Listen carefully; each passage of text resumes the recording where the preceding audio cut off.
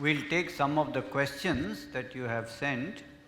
And first question was, where can we learn this further, you know? Did some of you have this question or not? No. I read it, sorry, I didn't invent the question.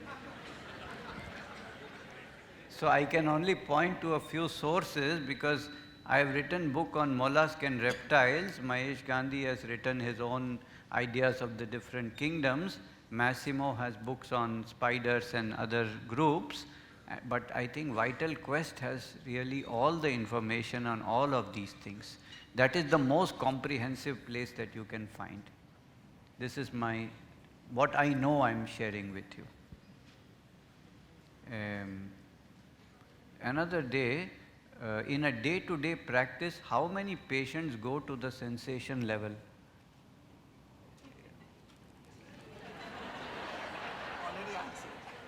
I think Paresh answered the question. He said 10%, right? No, that's too much. Huh? No, it varies.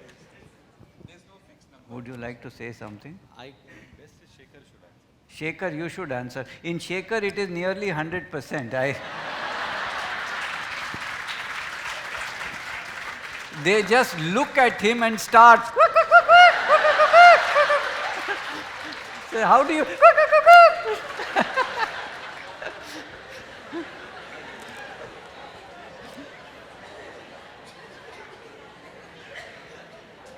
So it's basically only around 5 to 10% between that range. Not all go in that. Up to the source level, you would say 5 to 10% may go. That was also too much, but 5% sensation level, I think it's a much bigger percentage. I would say even in my practice, I would say it's almost 80% of people would reach the sensation level. And if not they reach that, at least you will have indications of that level in everybody. You will know where the kingdom and etc. in almost every case. This is my thought. Anybody else would like to say? Yeah, very often we neglect, in the main complaint itself you will find the sensation. Only thing is the beauty of the sensation approach is that that sensation which is in a particular organ, you need to examine if this is something which belongs to general and something which is global. So the sensation approach is about getting the person to experience what is in the main complaint and take it in general. Sometimes they are not completely able to take in general. Then you are able to see it in fears, in dreams. What is a fear? Fear is a sensation. There is an image in the fear. There is a sensation. There is an experience in the dreams. So yes, there can be people with whom you will not find so many fears, dreams. You can find it from interest, hobbies. There can be people who don't give any of this. This is also possible. Then you have to work on what is the most peculiar symptoms that are available, what you have not seen before. I think that also is a sensation in some ways. If the person has a very characteristic modality, that is a sensation. He wants to move like anything. He wants to run. One patient said that I have to walk very, very fast. I can't fast walk. He was cured with histamine because that was his sensation. So it is how you recognize the sensation. Sensation is not something that he'll go like this and meditate or in some another way he comes. You will find also in the main complaint. But yes, sometimes it is in rural areas for different kind of people. Then you have to know your symptoms, your keynotes. The person will always express his individuality. Anybody else like to add? Yes, please. Just one small sentence. It's a very delicate process. If you don't understand it, don't force it on your patients. Otherwise, your patients will disappear. Because if you try too much, if it becomes stressful for you and for your patients to go deeper, leave it there. No, it's not working. Go to wherever you get peculiarities. Otherwise, most of us, we try, I have to go to the source, I have to find out sensation. It doesn't work that way.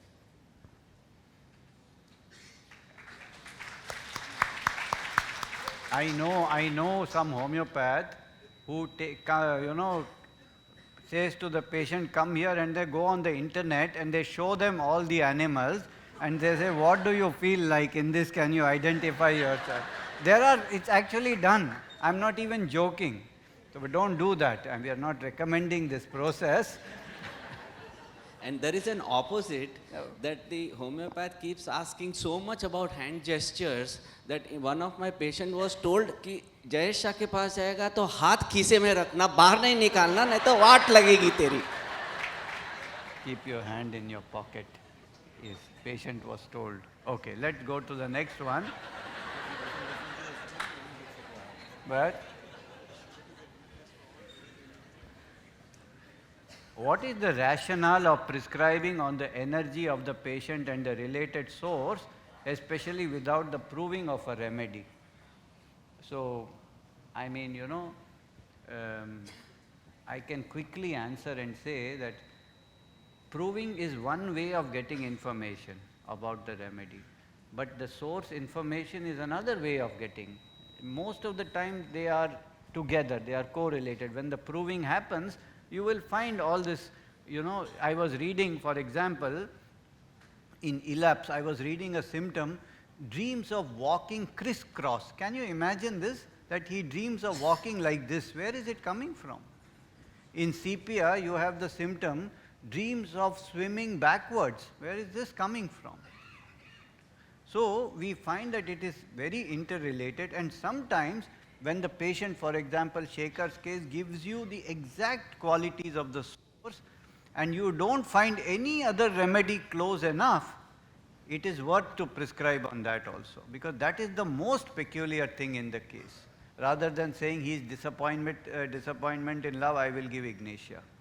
And here he is shouting and screaming the source to you. So this is what we have added in the last 25 years, that the information about the source is also valid, and especially when you get both together, even better. But what if that remedy doesn't have a source? What if the patient, I had a beautiful case where the patient described the trapdoor spider. She said, I live inside this hole and this trap opens and then I go, and how can she say like this? And she is not a biologist or a zoologist. What can I give her? Shall I give her Natrum muriaticum? It's a question, no? She did beautifully on the remedy. So with this experience, we can say that this information is also valid. Yeah. I think it's important to be more precise when you say what doesn't mean without approving of the remedy, because it could mean very different kind of things. What I insist to teach to my colleagues and to my students, starting from what correctly Paresh said before, even if you start considering what we have in our programs, what you can do with the program nowadays. I'll give you an example. Now it's very easy to ask to your program, please show me in 1 second what it is in common between calcarea carbonica, calcarea fosforica, calcarea sulfurica, and calcarea fluorica. Okay. When you have this, you can say, okay, very probably this source of information belongs to calcareas, dot X. So it could be possible that you could have 1, 2 symptoms about calcarea muriatica or calcarea bromata. And if you search for calcarea muriatica or calcarea bromata, you don't see all the other information because that proving was not so well done. So if you slowly are able to create, when you study, because studying is mandatory in this work, if you're able to create your model of thinking of what is rationally known, what is known in our literature before entering in something else, about the salt of calcium, about the salt of phosphorus, and what I can use even if I don't have a good proving of that. So you see how strongly Rajan insisted about this concept of the context, the frame. Each one of us said in some way which kind of frame each one of us is using. So when I thought about this prescription of hippocampus cauda, it was clear in my mind that I was seeking for a sea animal, a certain kind of sea animal for this specific kind of isolation. And it was easy for me to get to the proving and to find out something. It could be the same if you think about Toxicopix pugnax, okay? The issue is that we thought for a long time that only Lachesis is a snake. But if you study Lachesis carefully, as if you study Tarantula carefully, the great majority of those symptoms belong to all the snakes, belong to all the spiders. So I think that making a good proving is mandatory, full stop. But a good proving is not only giving information about this specific remedy, Ecoara. it's giving information about something else that resembles this remedy too. So even if when you think about Toxicopis, which is a beautiful moccasin snake, you don't have enough information, you should know that at least 5, 6 of the most important snakes share certain kind of symptoms. So very probably this is an hypothesis of work, and in science we do make hypotheses. If all the other snakes can share this, very probably Toxicopis does the same. So even if you have a few clear symptoms, even if you have a few clear other kind of information, I wanted to insist you yesterday talking about spiders. I think again it's so beautiful that if you study literature, myths, legends, all these kind of things, you find out how before Hahnemann, other beautiful doctors, other beautiful people were able to connect with certain kind of substances and describe this through other way of doing this. You know, Hahnemann was a genius, but he did not invent medicine. Before him, many other people did a wonderful work. What Hahnemann did was he was extremely intelligent and able to find out a beautiful method that we can profit too. But there were many other people who did a work that allowed Hahnemann to do what he did and to allow us to do what we're doing nowadays. Okay? So not having a proving does not mean that you prescribe whatever. It means that usually you have your clear frame in your Very good. idea, and then you can think about something else using different kind of sources. What I think is important nowadays, because sometimes I don't say exactly the truth, but when you go, for example, to the United States and you talk with some very crazy colleagues of us, they can prescribe something out of any proving for no reason at all. And this is one of the most typical cases where I really get angry. I say, what cazzo dici? Because out of what? Okay? But Very if you well, have good, yeah. clear ideas, this is something very different. You're okay? emphasizing the group quality as very important. It's very, very, very, It's very important to have a frame in your well mind. put, yeah. It's important to recognize that provings are important, very important, but not only for this specific remedy. They're telling always something which is an umbrella under which you can find out many other remedies which are as important as this one. Okay, the next question is a rather difficult question to answer. How does this state get into the human being? How did this person develop this Ara Macau state, or the state of the swan, or whatever it is? And so exactly, how did the spirit of that thing enter into the human soul?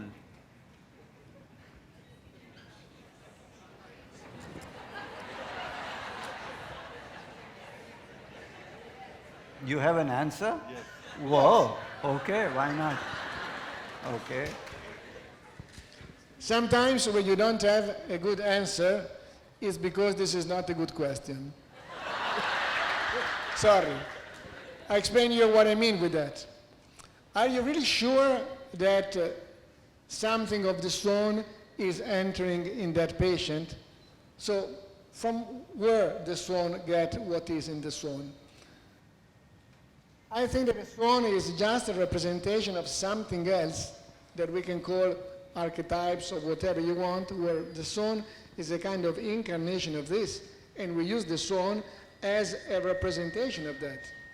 So when you think about that, in my very personal opinion, it's not the swan entering in you, it's something else existing, which is represented to our human way of perceiving reality, which is a fake for certain point of views, through the idea of the swan. So the swan is a representation of something else, it's not the swan. The swan is representing something, and we are connected with the something through the swan. So if you think that the swan is entering in us, forget about, in my poor opinion. Well, Massimo, you know, at the risk of you sending mafia behind me, I have to differ from you. Mafia? I know Italian mafia is famous and you can send it, but I do think that the degree of specificity is so much, you know, we saw in Shekhar's case that guy likes green chilies and guavas, which are specific food for the parrots, you know. So it is not an approximation, it is the exact thing that parrot has got into the system somehow or the other. There is no other way, he is possessed by this energy. We cannot explain the exact detail, we cannot I explain agree any... on that. I'm not saying that it is the parrot. The energy of the parrot is something else, which is through the parrot. Oh, okay. That's the idea. Okay. Can I- But how did that get into the system? Can I say Yes, something? yes, please. Ask to somebody else.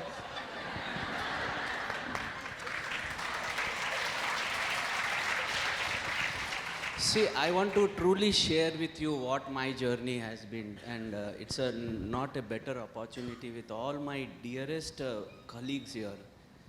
That what sensation approach has done to me is constantly asking why is he going there? What is happening? Why is he going there? These days my interest has become little less about what the remedy is, but I have more quest in understanding why is he the way he is? Why is he talking the language of a parrot, or why is he behaving like this? And with a little lateral reading and lateral teachers and masters that I have encountered and read, one of the most beautiful thing was the last little 10-minute of talk that Mr. Rajiv Bajaj showed of that gentleman who was describing that human being is not material body. Human being is a kind of a electromagnetic force. There is beyond the body, there is something which is explained by physics, not by chemistry. That there is a phenomena. And today, in today's world, a lot of research is being done in the area of what is described as field. That there are fields of information. And everything works because of there is a certain resonance to a field of information. So what happens is that the person, the organic being, is nothing but a resonance. And somehow, I believe by the law of similars, you will resonate with what is similar to your problem. That is the universal law of homeopathy. That you cannot resonate with something that is not similar. So that resonance makes you resonate with some fields which have similar field of information, similar to what you are going through. So sometimes it can be like a past life, sometimes it can be from the generational field that you are being like your some ancestor, or sometimes it can be from a plant, animal, mineral field.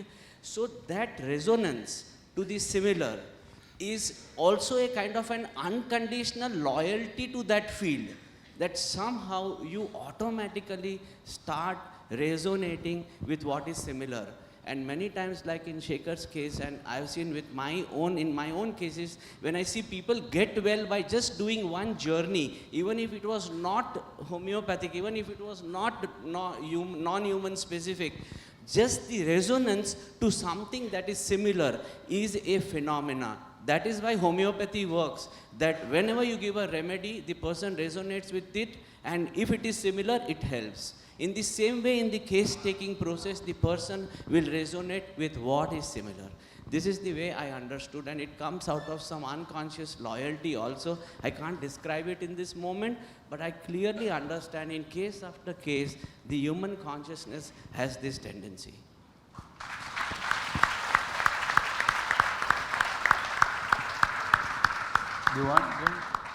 You don't have a theory about it, or what? You must have something. Okay. I could see it coming up to your throat. Don't ask me the experience. Just I would like to add few more sentences to what Sir said. Paresh, Health. thoda closer. Health is whole. So at a consciousness level, everything is included. Every plant, every animal, everything is a part of us. when we identify with a specific pattern, or as Sir said, with a specific frequency, there are many substances which resonate in that frequency. Now that could be a plant, could be an animal, could be a mineral. And that's what Dr. Massimo spoke about, a vertical resonance. When you get stuck, when you get identified with a specific pattern, and when you resonate with one specific source so much, that's what we call as an illness. And the freedom, health is a freedom, where you are not stuck in a very specific pattern and you are in the moment. So if there's a death, you will feel sad. If there's a fight, you'll feel angry. But you are in the now, and that's health. This is how I look at it. Yeah, please. What? No, please. I'm already delayed lunch and I'm about to cancel lunch also, so that's why let us have the answers. If you have a question, write it and we'll try in the next session.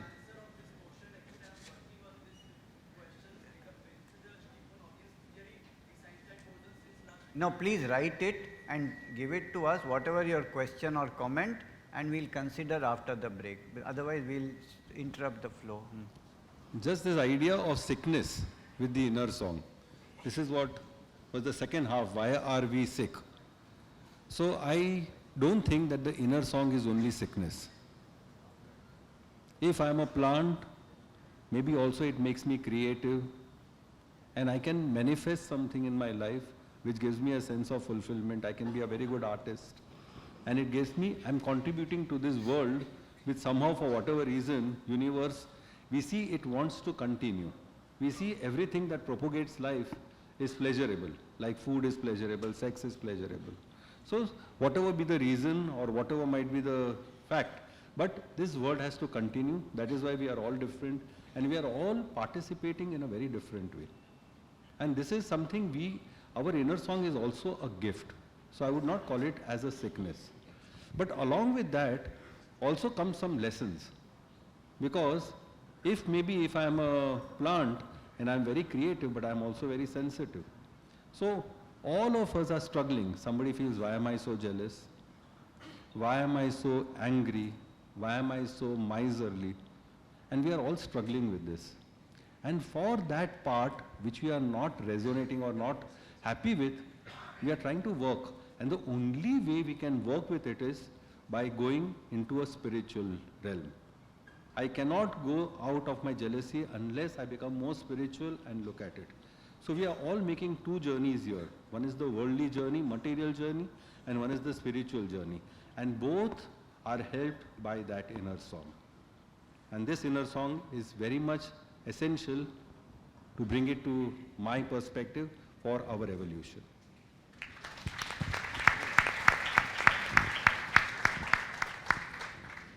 Another question is how to differentiate nausea in elapse. I'm not going to dwell too much, except that I do it through symptomatology. So you have, symptoms of nausea from the provings, and you have symptoms of elapse. This is one way. There may be other ways. I don't want to spend too much. Yes, you want to say something? So one of the qualities of the snake is seduction, Massimo. And this is a very important thing. And each snake uses different type of seduction. So in case of nausea, the main seduction is duty. Sometimes they even can suffocate you with the idea that, see how much I am doing, I am so responsible, I am doing so much of duty. So this is indirect. Whatever snake receives is always indirectly. So they want to get appreciated because of their duty they do. Whereas elapse again wants indirectly seduction in a way. She'll be a very good cook, very good painter, and whenever you do that through your work, then you'll come and say, wow, how did you do it? So in a way, it is a way of getting appreciation, a way of seducting people. So every snake has a different way of seducting. Like nausea would have duty, whereas elapse is more like palladium and platinum. And then she will do a lot of things which are very creative. You will go to her house, the food will be played so well and everything will be so perfect that you will have to appreciate and say, you are great. I want to go to one more question where I want Dr. Dinesh Chavan, he is with us, and I want him to answer this question. And it's a very basic question. We are all beginners, some of us, and we want to learn and earn also. So help us, how do we earn money? I think it's a very important question also. And why I call Dinesh, because, you know, he's somebody who is very eminently successful in practice, but he comes without any like a background or a godfather or history of doctors in the family or nothing like that. And he made it very successful. So can you share a little bit in short? What, just few words of advice to beginners.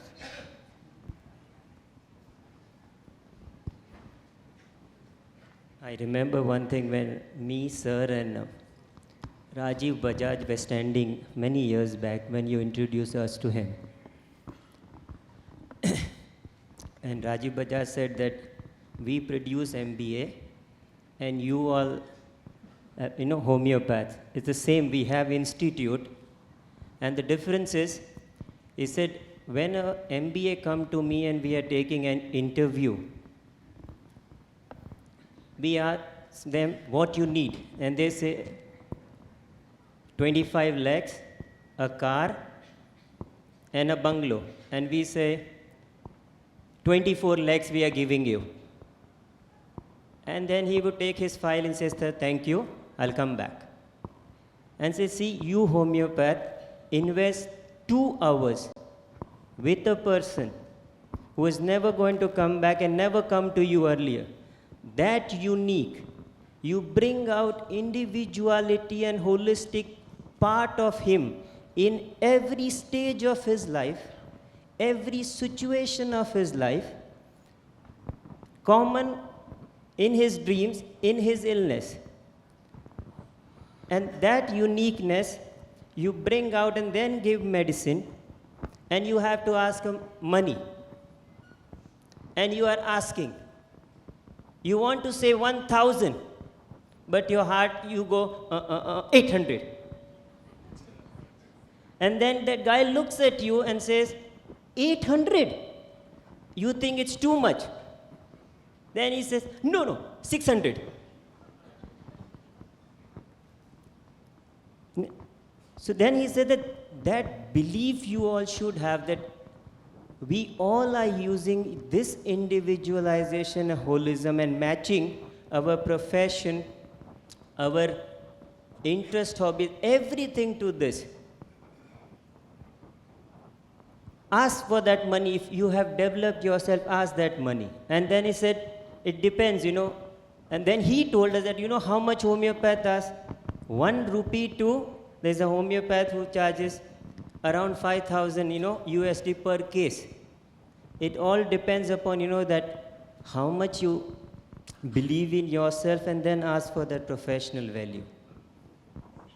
Even sir taught me once, I remember, I told sir that I was thrown out of the college. So I went crying to him and I said, "Sir, what should I do?" He said, "Start your college." I was still an intern, and he said, "Start your college." He said, "Why student comes to you? Because that belief, what you have in you. And from that belief you start. So it's just that belief if you have, you can ask any money you want to. Your professional fees is what you decide and not the, what your people. You want to say something? The last thing is, I went to sir that, "Sorry, I don't have a clinic." So, and my sister is practicing just below your clinic, where he was practicing, his father in the same building. And he advised me very well. He said, "Start here." Imagine, you will not start in 10 kilometers in the radius anywhere where he or other doctors are there. He told me, "Dinesh, if it's your patient, he will come to you. Trust me, you will flourish here and nowhere else." And that's what happened. In those 5 years, all best happened. So just that trust and keep doing. Thank you. So thank you, Dinesh. And we wish you were one of the speakers also. Next time, I hope you will join us. And the thing is that in this evening at 5 o'clock to 8 o'clock, 3 hours, the most successful practitioners of homeopathy in this city, Kumar Dhawale, Parina Sumranwala, Manoj Patel, and so many others are going to speak to you, the beginners and interns and early practitioners, on how to be successful in practice. This is the whole session this evening. So, if you want to know more about this, you can come this evening and you will really enjoy. Did you come last evening, some of you? How many came? How was it? Good? Are you happy you came? Yeah, you will be happy if you come today also. This is the first time we are organizing this session. It's called Breaking the Barriers, where the successful people are talking about success, not so much about homeopathy. How to be successful. They are sharing their secrets. It can help you a lot. So, we'll stop here. No, sir, wait, sir. One question. Ah. One last question. Last question. I have one question for sir. Okay. No, because it will be very useful to everybody. Yeah, sorry. It will be useful to everybody. So I have a question. How will you differentiate Calcarea carb and Calcarea silicata from your yesterday's case,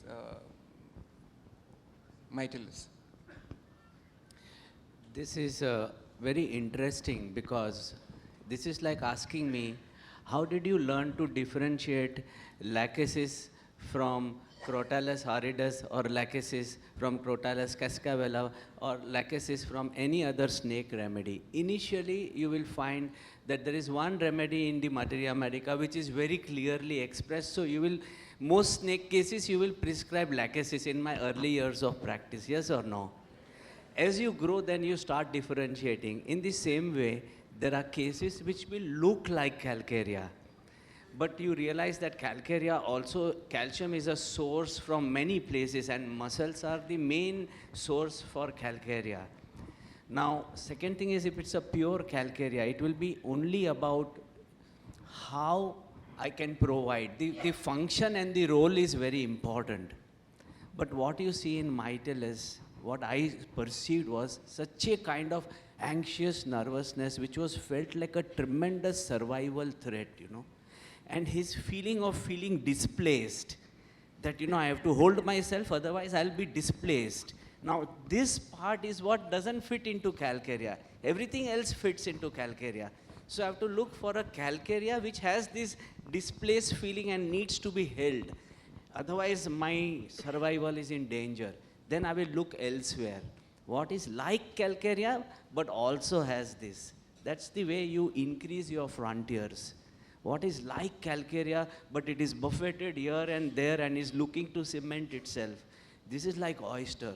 So this way, what is like Calcarea keeps on protecting everybody, but it is very firm inside. That's the third layer, innermost layer, the conchialinum. Like this, you start recognizing little more deeper. And then you are able to differentiate that, okay, this part is like Calcarea, but there is something more. In the same way with snakes or with birds or with everything. Can I just add 2 lines? I won't take more time. Calcarea is an animal product, but we use it as a mineral. Mollusk, being an animal, will have much more dimensions to it. Compared to a mineral, plants have more dimensions and animals have even more. So in a case of a mollusk, you will see symptoms of the womb stage, lithium line, because it requires a womb-like structure. You will see symptoms of natrum line of development, because all sea creatures live in aqua marina, and the main ingredient of aqua marina is natrum mure. And you will see calcium line symptoms. So you will see the complexity of the case. It will be having symptoms of the womb stage plus the natrum line as well as from the calcium line. So it is much more complex than just a remedy which you would give as Calcarea carb. Thank you. Thank you.